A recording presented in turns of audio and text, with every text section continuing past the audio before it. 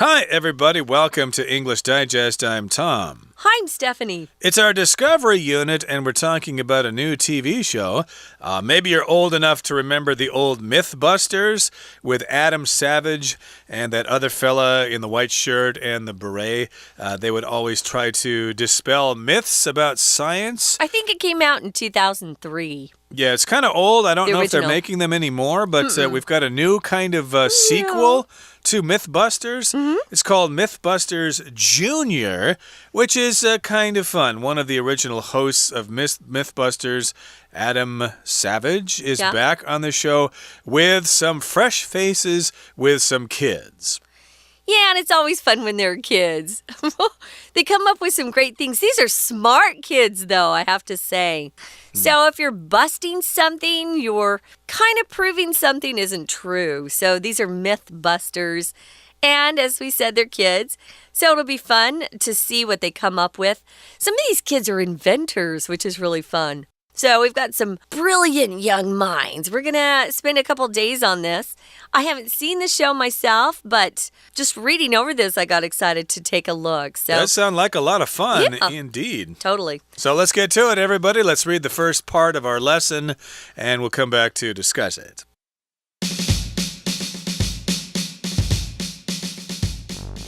Fans of the Mythbusters franchise will be thrilled to hear that Adam Savage is back to host a brand new show, Mythbusters Junior.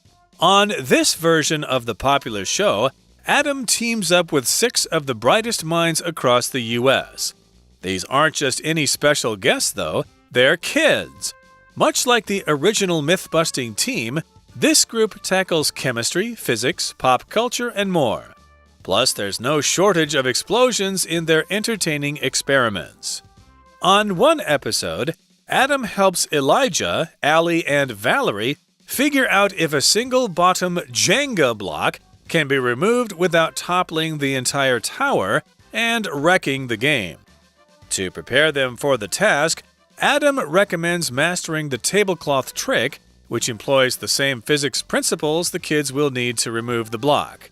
The secret behind removing a tablecloth from a table without upsetting any dinnerware is to pull it off in a swift downward motion. Armed with this knowledge, the kids set to work on building 3 different contraptions. Elijah, an electronics whiz and programmer, attaches a taut bungee cord to the bottom block with a strong claw. He hopes when the pressure of the bungee cord is released, the block will shoot out with enough speed to keep the tower in place. Meanwhile, Allie, an inventor, has fastened one end of a long cord to the bottom block and the other to a bicycle. She believes that with enough speed, she can pull the block out without knocking over the tower. Finally, Valerie, a mechanical engineer and roboticist, is working on a pneumatic arm that should hit the block out much the same way a baseball bat would swing at a baseball. Okay, let's take a look at the title first because we've got this phrase, kid gloves. That's actually, it's not slang, but it's a phrase we use to talk about handling something very carefully. You don't need to use kid gloves on that project or, yeah, he's pretty tough. No need to handle him with kid gloves. He can take the criticism. But kid gloves just means handling something with care. But there's no need for kid gloves on Mythbusters Junior. Just meaning we're used to the adult version, but just because we're using kids in this particular version of Mythbusters doesn't mean we have to treat them any differently. They're just as smart as the adults. That's right. So you can treat them like adults and don't treat them like kids. Yeah. And, of course, you're going to see how smart these kids are. They are. On Mythbusters Junior. So here in the first paragraph it says, fans of the Mythbusters franchise will be thrilled to hear that Adam Savage is back to host a brand new show, Mythbusters Jr. Okay, so yes, if you're a fan of the Mythbusters franchise, you'll be happy to hear that Adam Savage is coming back. Now, we're describing Mythbusters, this TV show, as a franchise. Just like a restaurant chain can be a franchise, you can buy the franchise and open up your own individual fast food restaurant if you want, or a convenience store or something like that. Like Subway's a franchise. Yeah. Indeed, it's a franchise.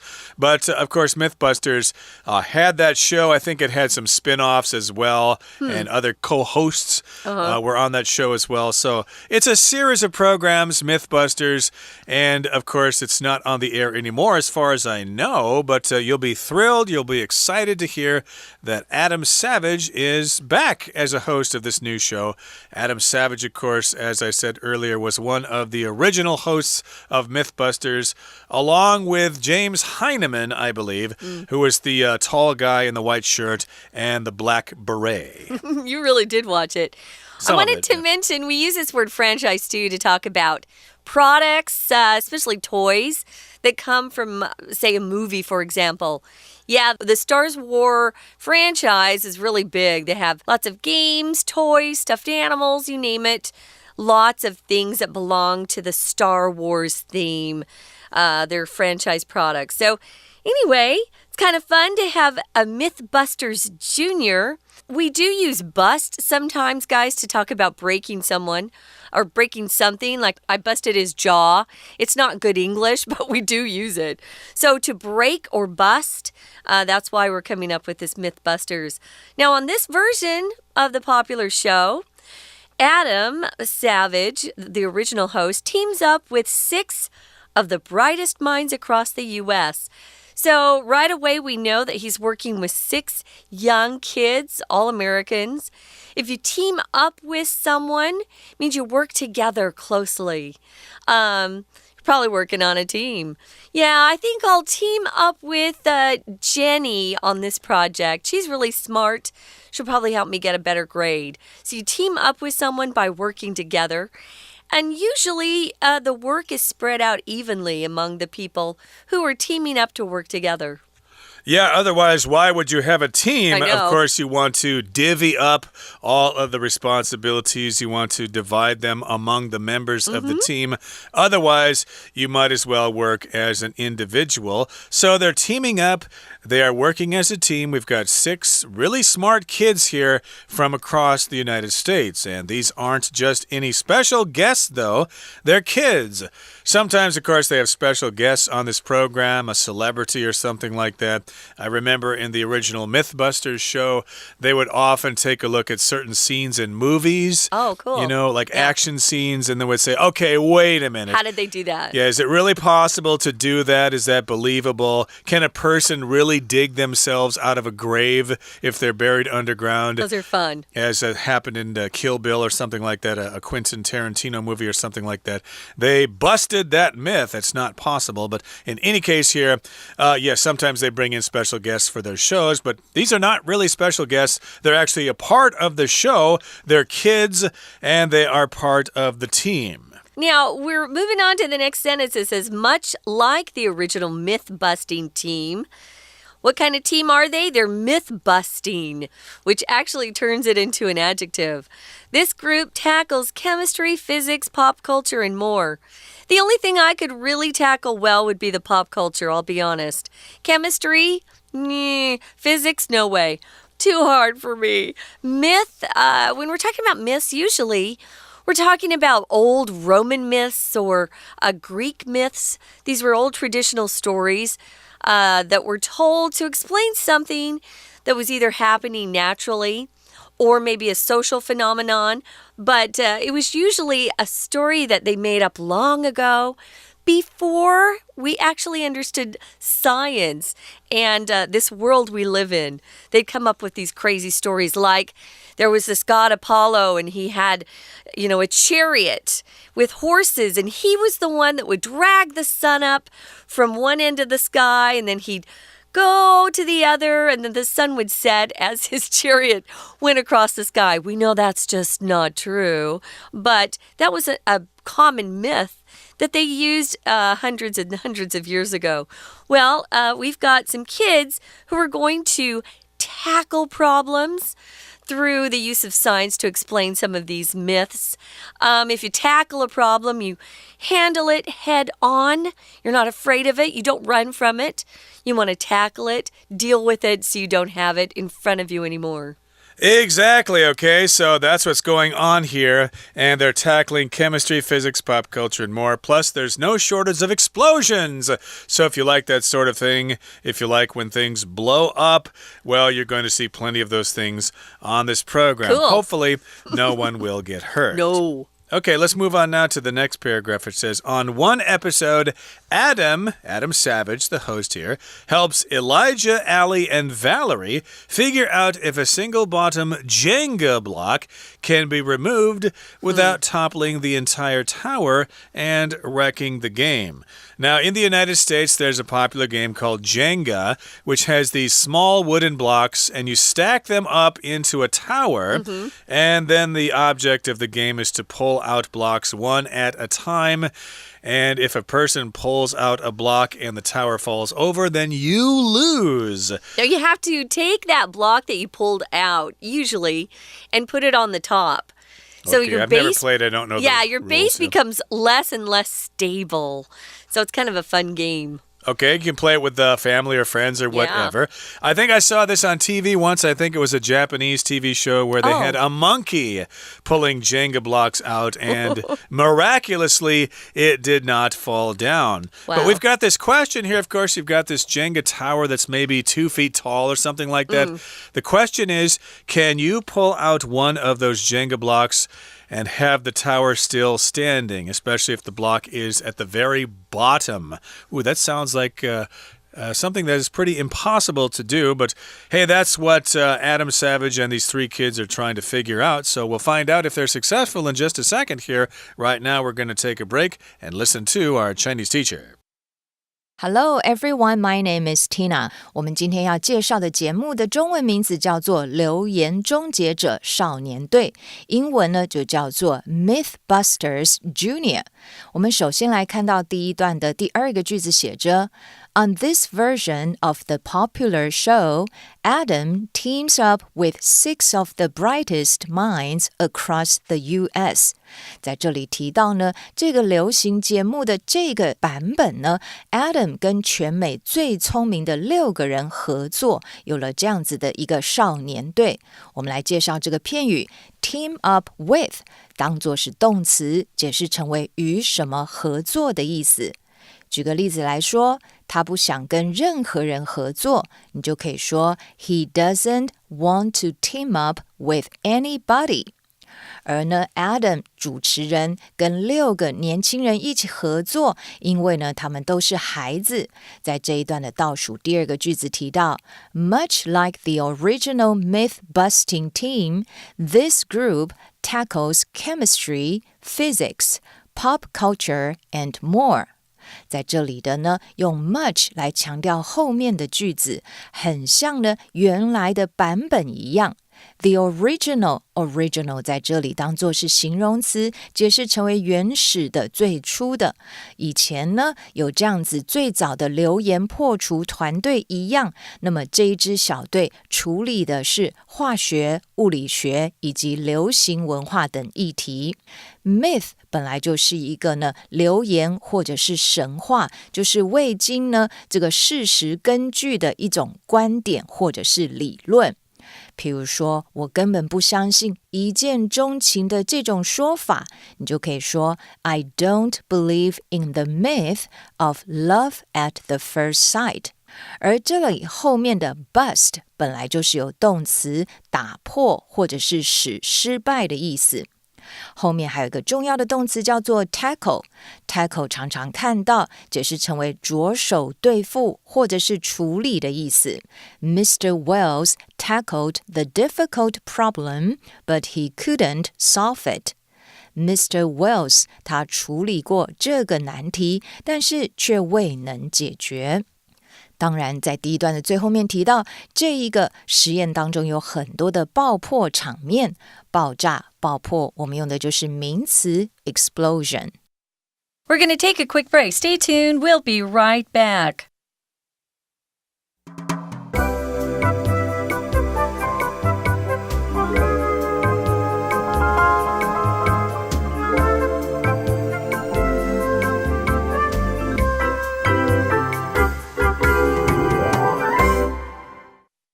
Welcome back, guys. We're talking about Mythbusters Jr., a new version of Mythbusters where kids team up with Adam Savage, the host, to kind of bust or prove some of these myths to be false or show us how it really works. And they're going to be using chemistry, physics, pop culture, and even more. There's some bright minds who are helping Adam. So really intelligent kids. When we left you, we were talking about Jenga and how you have to pull out one of the blocks. There are 54 blocks in this game of Jenga. And you can build to a tower. And then you take out one block at a time. And typically, you're supposed to put the block at the top, which makes the top heavier, taller, higher, and your base becomes less stable. And, of course, the goal is not to have your tower topple over. If something topples, it just overbalances, and then it falls. So during really bad earthquakes, we'll see a lot of buildings that topple or topple over, which is kind of hard. But if this Jenga tower topples, it wrecks the game. To wreck something just means to ruin it, to destroy it. You can ruin it in different ways. It could be a physical destruction, like a shipwreck. Oh, the ship wrecked at sea. So when a ship wrecks, it usually runs into the rocks and it, sinks to the bottom. Here, we're wrecking the Jenga tower if we don't carefully figure out the balance that it needs as we remove that one block. It's a game of challenge, and it can be a lot of fun to play with your friends and stuff. And to prepare them for the task, remember Adam Savage is getting together with 3 kids here, Elijah, Allie, and Valerie. So to prepare them for the task, Adam recommends mastering the tablecloth trick, which employs the same physics principles the kids will need to remove the block. Okay, so he's getting them ready for this task. Can you remove one block from the bottom of the tower and have the tower continue to stand? So he thinks they should master a particular skill first, and he recommends that they master this skill. To recommend means you give someone advice, especially if you know something that they don't. So, for example, if you want to buy a new bicycle, you could talk to your friend who has experience, who owns a bicycle shop. Hey, can you recommend a bicycle for me? I'd like to do some bicycling, but I don't know which bicycle to get. Can you recommend one for me? So here Adam recommends doing something first. It's the tablecloth trick. And of course, tables in some restaurants or in some homes will have a cloth on the table. We had one when I was a kid. We had a tablecloth, although I think it was made from plastic because it was easier to clean that way. If you go to a restaurant, of course, they'll have a tablecloth and they'll clear the tablecloth off when you're done and put a new one on for the next customers. Expensive restaurants, Expensive restaurants. The cheaper ones will just use a regular table.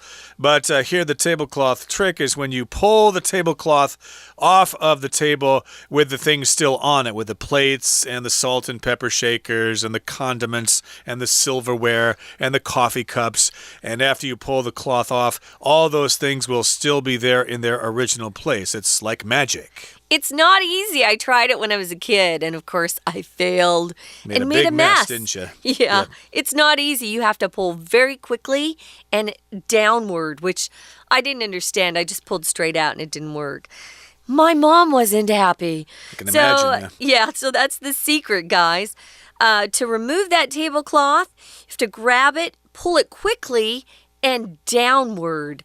So that's the direction you would pull it.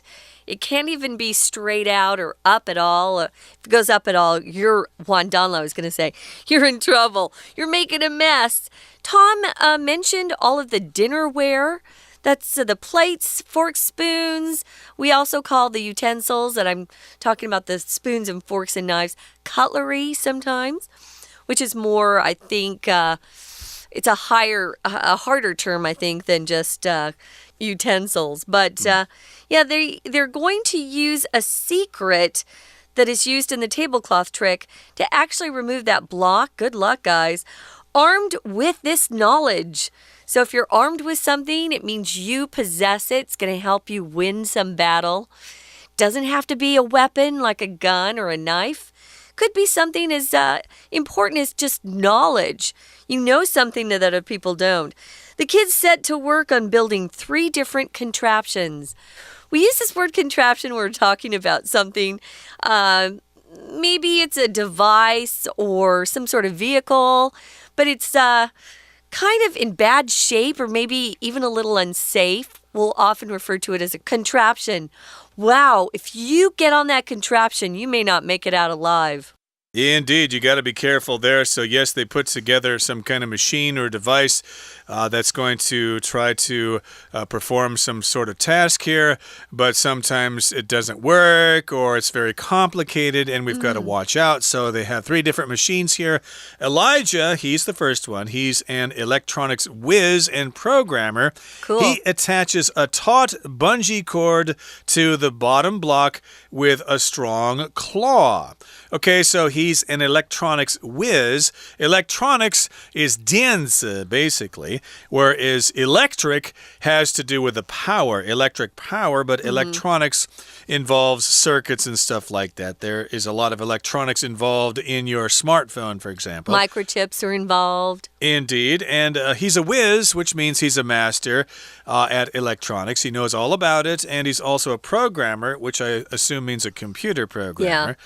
And he attaches a taut bungee cord to the bottom block using a strong claw. So to attach just means to make something stick to something. A bungee cord is what you use on your bicycle or your motorcycle to make sure something stays on and doesn't fall off. It's like a big rubber band, okay? And it's got hooks at the end. So that's what a bungee cord is. Doing, doing, doing. And it's taut, which means it's pulled out almost as far as it can go. It's very tight, and that means it's going to pull out that bottom block as soon as he lets go of it. Of course, the bungee cord is attached to that block with a strong claw. A claw, of course, is something that grabs onto something. Yeah, that hook that Tom mentioned would be a good example of a claw.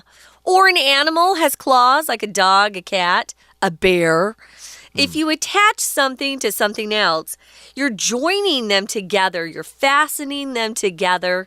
So he's got a very taut or very tight bungee cord. The opposite of taut is loose, just so you know. You don't see that word taut very much. It's very gougy. He hopes when the pressure of the bungee cord is released, the block on the bottom will shoot out with enough speed to keep the tower in place. Oh, I never would have thought of this. So meanwhile, Allie, I just want to mention we have a really cute Allie that works in our department. We do. She's adorable. Allie's a girl's name. And I want to mention Valerie is another girl's name. Elijah is a boy. Don't get those confused. Well, Allie is an inventor. So she's fastened one end of a long cord to the bottom block and the other to a bike. So she's got to get some speed very quickly. I don't know if she could pedal fast enough for this to really work, but that's her idea. She believes that with enough speed, she can pull the block out without knocking over the tower. If you knock something over, guys, you hit it or something hits some object and it just falls over or topples. Remember, we talked about that word earlier. To topple over, to knock over. A lot of bullies at school will sometimes hit little kids who will fall down. They knocked them over. Right, and to me, to knock over means you make something go down and it makes a kind of knocking sound when it hits the bottom, to knock it over. So, of course, she wants to pull the block out without knocking over the tower, so that's what Allie's going to do.